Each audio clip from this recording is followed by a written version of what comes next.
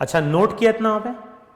अच्छा अब देखो, ये जो लाइन की लेंथ है, इस लाइन की लेंथ ने बताया कि रिजल्टेंट वेक्टर का मैग्नीट्यूड 6.2 न्यूटन है और उसका डायरेक्शन कितने एंगल पे, अल्फा। लेकिन आप चेक करो, जब मैं दोनों वेक्टर को ड्रॉ कर रहा हूं, मान लो गलती से मैं वेक्टर बी को अगर इस तरह से ड्रॉ कर देता तो क्या होता। अभी हमने वेक्टर बी को ऐसे ड्रॉ किया था, मान लो वेक्टर बी को हम इस तरह से ड्रॉ कर दें, अभी भी क्या हो रहा है, एक वेक्टर का हेड दूसरे वेक्टर के टेल से क्या कर रहा है, कोइंसाइड कर रहा है। तो अगर मैं वेक्टर बी को ऐसे ना ड्रॉ करके ऐसे ड्रॉ करता तो उस केस में जो रिजल्टेंट वेक्टर है वो सेम आता क्या, नहीं, उसका मैग्नीट्यूड भी चेंज हो जाता और साथ में क्या चेंज हो जाता, उसका डायरेक्शन भी चेंज हो जाता, है कि नहीं। अच्छा, ये जो वेक्टर बी मैंने ड्रॉ किया है, सेकंड वेक्टर को मान लो गलती से मैं सेकंड वेक्टर बी को ऐसे ड्रॉ कर दूं तो अब क्या होगा, फिर से जो रिजल्टेंट वेक्टर होगा उसका मैग्नीट्यूड भी चेंज हो जाएगा, साथ में क्या चेंज हो जाएगा, डायरेक्शन भी। तो ये रिजल्ट हमें क्या बताता है, ये रिजल्ट बताता है कि जो भी हमें रिजल्टेंट वेक्टर मिल रहा है, जो भी हमें रिजल्टेंट वेक्टर का मैग्नीट्यूड मिल रहा है या फिर उसका डायरेक्शन मिल रहा है, वो किस पे डिपेंड कर रहा है, वो डिपेंड कर रहा है वेक्टर बी के ओरिएंटेशन पे। वेक्टर बी को हम किस तरह से ड्रॉ करते हैं उस पर डिपेंड करता है रिजल्टेंट वेक्टर का मैग्नीट्यूड और साथ में डिपेंड करता है रिजल्टेंट वेक्टर का डायरेक्शन। क्लियर। तो नेक्स्ट जो टर्म हम लोग डिफाइन करने जा रहे हैं ना, वो डिफाइन करने जा रहे हैं थीटा, और थीटा को हम डिफाइन कर रहे हैं angle between two vectors. Clear. मैंने क्या बोला, मैंने तुमसे बोला कि जब दो वेक्टर्स को हम ऐड करने जा रहे हैं तो ये डायग्राम हमें क्या क्लियर कर रहा है, ये डायग्राम क्लियर कर रहा है कि जो रिजल्टेंट वेक्टर आएगा उसका मैग्नीट्यूड या फिर उसका डायरेक्शन किस पर डिपेंड करेगा, डिपेंड करेगा वेक्टर बी के ओरिएंटेशन पे। तो नेक्स्ट हेडिंग डालो अब तुम लोग वहां पे थीटा, और थीटा को हम डिफाइन कर रहे हैं एंगल बिटवीन टू वेक्टर्स। तो नेक्स्ट हेडिंग डालो वहां पे थीटा। अब जैसे देखो, मान लो हमारे पास एक वेक्टर ए है और एक वेक्टर बी है। ये चीज हमें मालूम है कि जब भी हम किसी वेक्टर की बात करते हैं तो उसके साथ दो चीज एसोसिएटेड है। वेक्टर का एक तो मैग्नीट्यूड होता है और साथ में क्या होता है, डायरेक्शन होता है। तो हमारे पास एक वेक्टर ए है, दूसरा वेक्टर बी है, और हमें फाइंड आउट क्या करना है, हमें फाइंड आउट करना है कि इन दोनों वेक्टर के बीच में एंगल कितना है। तो अगर मुझे दो वेक्टर्स के बीच में एंगल फाइंड आउट करना है तो हम दोनों वेक्टर को मूव करा सकते हैं, या तो हम एक वेक्टर को मूव कराएं या फिर हम दोनों वेक्टर को मूव कराएं। कंडीशन क्या है, कंडीशन है कि जब भी हम दो वेक्टर को मूव कराएं तो उनका ओरिएंटेशन चेंज नहीं होना चाहिए। इसका मतलब क्या, जैसे वेक्टर ए ऐसा है, मान लो वेक्टर ए को मूव कराते वक्त मैंने कुछ ऐसा कर दिया, वेक्टर ए ऐसा है, इसको मूव कराते वक्त मैंने ऐसे कर दिया, तो क्या हुआ, मैग्नीट्यूड तो सेम रहा लेकिन उसका डायरेक्शन क्या हो गया, चेंज हो गया। सिमिलरली जो वेक्टर बी है, इसको भी हम मूव करा सकते हैं, लेकिन मान लो मूव कराते वक्त मैंने ऐसे मूव करा दिया, तो अब क्या हुआ, मैग्नीट्यूड सेम रहा लेकिन डायरेक्शन क्या हो गया, चेंज हो गया। तो डायरेक्शन अगर चेंज हो गया तो वेक्टर भी क्या हो गया, कोई डिफरेंट वेक्टर बन गया। तो जब भी हमें दो वेक्टर के बीच में एंगल फाइंड आउट करना है तो हम क्या कर सकते हैं, हम दोनों वेक्टर को मूव करा सकते हैं, लेकिन इस तरह से मूव कराना है हमें कि ना तो उसका मैग्नीट्यूड चेंज हो, ना ही क्या चेंज हो, डायरेक्शन चेंज हो। कब तक मूव कराना है, हमें मूव कराना है जब तक दोनों के टेल टू टेल कोइंसाइड नहीं होते।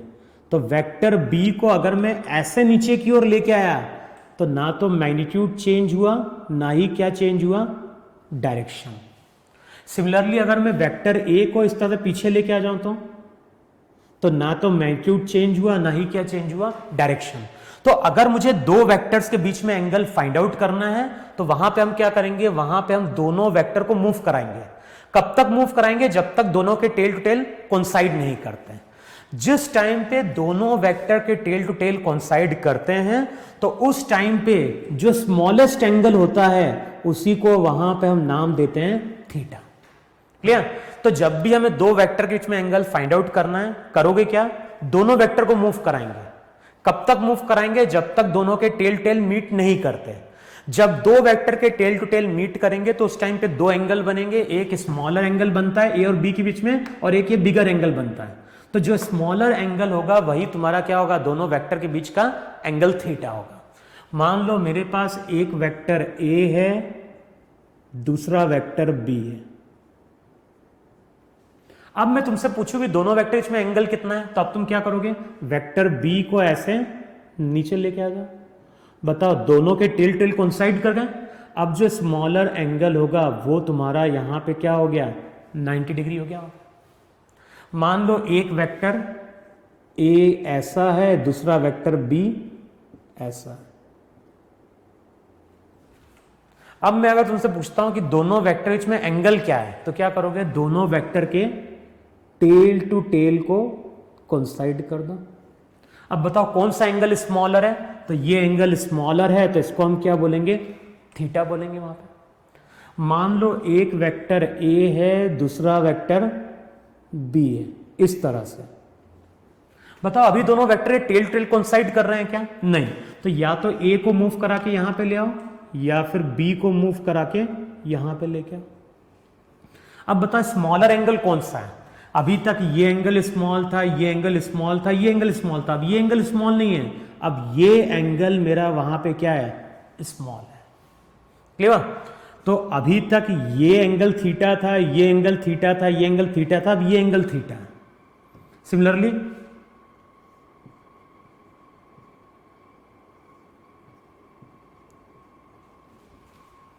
अब दोनों वेक्टर टेल टेल मीट कराओ, तो बी को ऐसे पीछे लेके आओ, साथ में नीचे लेके आ जाओ। अब जिन दो वेक्टर की हम बात कर रहे हैं, इनके बीच का जो एंगल होगा वो यहां पे 180 डिग्री हो जाएगा। तो ये अगर वेक्टर ए है, ये वेक्टर बी है, दोनों के टेल टेल को मीट करा दो, तो अब जो एंगल आएगा वो एंगल कितना निकल के आ गया, 180 डिग्री निकल के आ गया। मान लो एक वेक्टर ए है, दूसरा वेक्टर बी है। अब ध्यान है दोनों का डायरेक्शन सेम है, तो यहां पे अगर टेल टू टेल कोइंसाइड कराओगे तो एंगल कितना निकल के आएगा, 0 डिग्री निकल के आएगा। अब इन सभी डायग्राम को देखो, ये एंगल 0 था, ये एंगल थीटा था, ये 90 था, फिर ये थीटा हुआ, फिर 180 हुआ। लेकिन जैसे हम 180 क्रॉस करते हैं, स्मॉलर एंगल ये निकल के आता है। क्लियर है।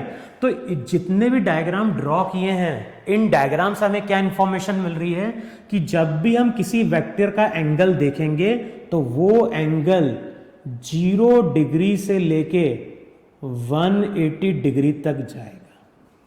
क्लियर। जब हम दो वेक्टर को ऐड करने जा रहे हैं तो रिजल्टेंट वेक्टर का मैग्नीट्यूड किस पर डिपेंड कर रहा है, थीटा पे डिपेंड कर रहा है। और जो दो वेक्टर के बीच का एंगल है उसकी वैल्यू 0 से लेके 180 डिग्री तक कुछ भी पॉसिबल है। क्लियर हुआ। तो अब देखो फिर से डायग्राम वहां पे,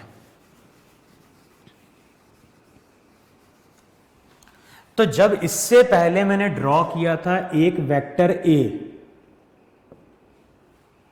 अब मैंने क्या बोला था, जब ट्रायंगल लॉ को यूज करने जा रहे हैं तो ट्रायंगल लॉ को यूज करने का मतलब है कि हमें दोनों वेक्टर को ड्रॉ करना है। दोनों वेक्टर को किस तरह से ड्रॉ करना है कि एक का हेड दूसरे के टेल से कोइंसाइड करे। हम ड्रॉ तभी कर पाएंगे जब दोनों वेक्टर के बीच में एंगल भी दिया हुआ होगा।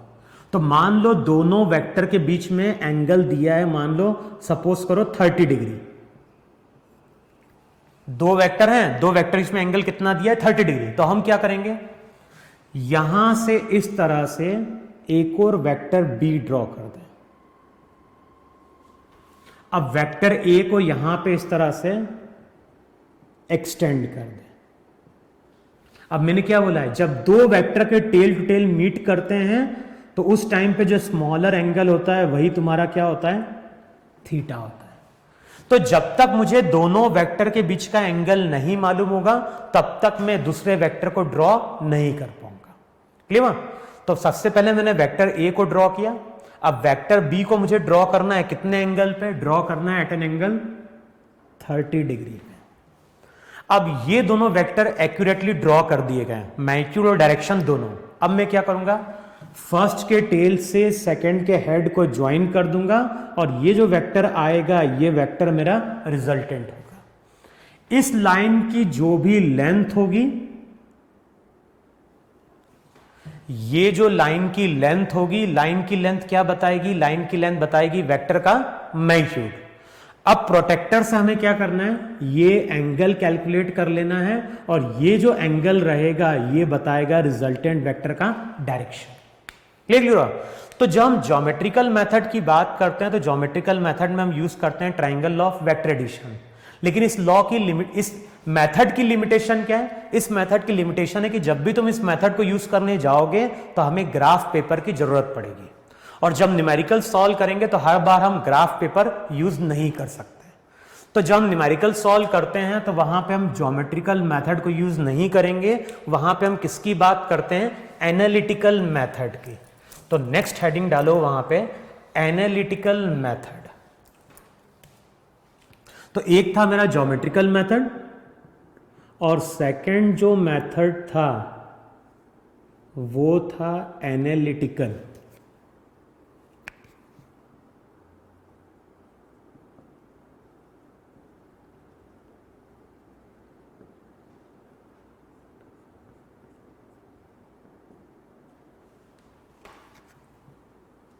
एनालिटिकल